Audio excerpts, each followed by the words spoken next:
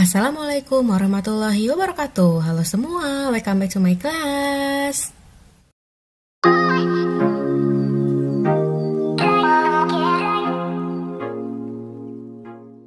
Kemarin kita sudah belajar tentang kerusakan laut. Nah, sekarang kita akan belajar tentang kerusakan pada hutan. Boleh dibuka bukunya, masih tema 4D tentang berbagai pekerjaan di halaman 93. Hari ini kita akan belajar tentang penyebab kerusakan alam, karena ulah manusia atau karena faktor alam, dan cara melestarikan alam.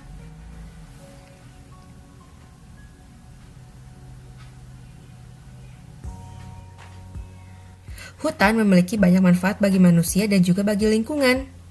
Hutan juga berfungsi mengatur iklim dan siklus air di muka bumi.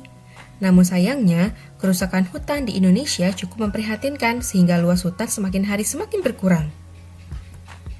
Padahal hutan adalah paru-paru dunia karena menghasilkan oksigen untuk kelangsungan hidup kita. Bagaimana kalau hutan tidak ada? Perhatikan gambar berikut. Kayu merupakan salah satu sumber daya alam yang paling banyak dimanfaatkan oleh manusia. Kayu dimanfaatkan untuk membuat rumah, perabotan, dan kertas. Pemanfaatan kayu secara besar-besaran dapat menyebabkan berkurangnya luas hutan. Padahal hutan adalah paru-paru dunia. Dari tahun ke tahun, hutan di Kalimantan terus berkurang karena banyak penebangan liar untuk diambil kayunya lalu dimanfaatkan untuk membuat perabotan rumah tangga dan juga untuk dibuat kertas. Oleh karena itu, ayo sekarang kita mengurangi penggunaan kertas. Ada banyak hal yang menyebabkan kerusakan hutan di Indonesia. Antara lain adalah, pertama, kebakaran hutan. Kebakaran hutan menimbulkan kerusakan hutan yang cukup serius. Kebakaran hutan tidak hanya akan merusak pohon-pohon, namun juga akan merusak struktur tanah sehingga kehilangan kandungan unsur-unsur hara yang akan menyuburkan tanah. Kebakaran hutan dapat terjadi karena proses alam ataupun karena manusia. Proses alam misalnya karena panas matahari yang membakar daun-daun kering saat musim kemarau, atau karena manusia karena melakukan pembukaan lahan dengan cara membakar hutan, karena cara tersebut dianggap lebih mudah dan murah.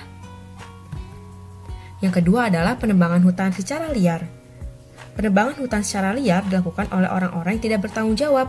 Selain mengurangi pepohonan, penebangan hutan secara liar juga akan membunuh dan menghilangkan rumah bagi banyak hewan yang tinggal dalam hutan tersebut. Yang ketiga adalah sistem cocok tanam berpindah. Bercocok tanam merupakan salah satu sumber mata pencaharian. Ketika lahan suatu daerah sudah dipenuhi dengan pemukiman penduduk, maka masyarakat akan mencari lahan baru untuk melakukan cocok tanam. Salah satunya adalah dengan membuka hutan. Oleh karena itu, manusia dengan sengaja menebang pepohonan yang ada di hutan dan membuka lahan untuk bercocok tanam. Yang keempat adalah usaha penambangan di wilayah hutan. Usaha penambangan di wilayah hutan adalah dengan mengambil barang tambang yang tersimpan di dalam tanah. Oleh karena itu, tanah akan digali demi mendapatkan barang tambang sehingga menyebabkan kerusakan pada tanah tersebut.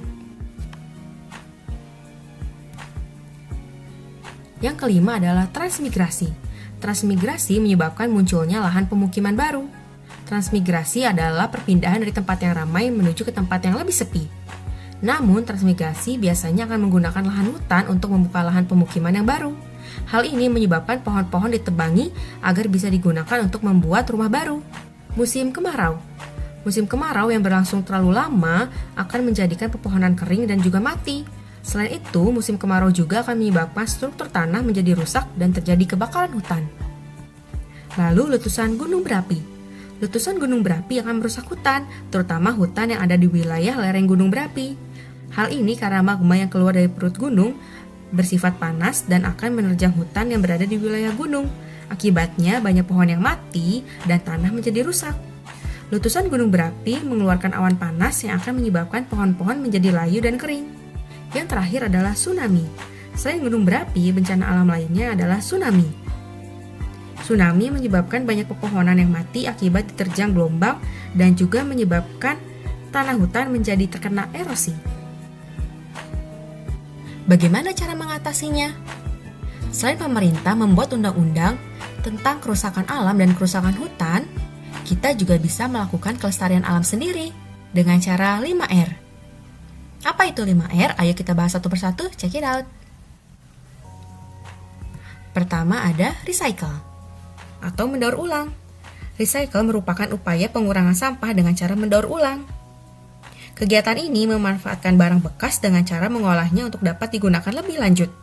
Misalnya sampah organik seperti sampah dedaunan, sampah pertanian, atau sampah rumah tangga diolah menjadi pupuk kompos.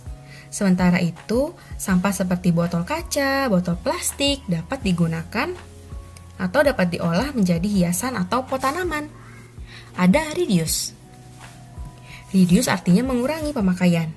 Reduce merupakan kegiatan mengurangi pemakaian suatu barang dan tidak melakukan pola konsumsi yang berlebihan. Misalnya menggunakan barang-barang yang dapat diisi ulang seperti ballpoint, sabun, deterjen, dan minyak goreng. Lalu ada reuse.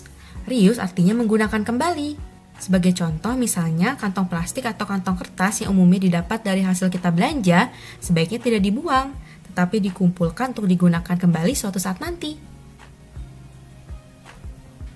Lalu ada replace. Replace artinya mengganti. Replace adalah mengganti pemakaian suatu barang dengan barang lain yang sifatnya lebih ramah lingkungan. Misalnya pemakaian tisu diganti dengan pemakaian sapu tangan.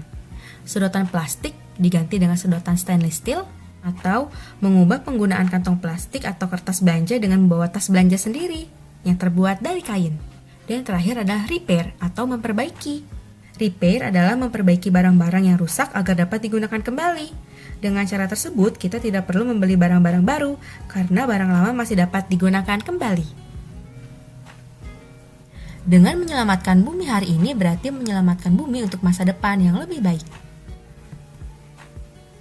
Tugas kalian hari ini adalah kerjakan ayo diskusi halaman 95, ada di bagian paling bawah, kerjakan langsung di buku tulis ya.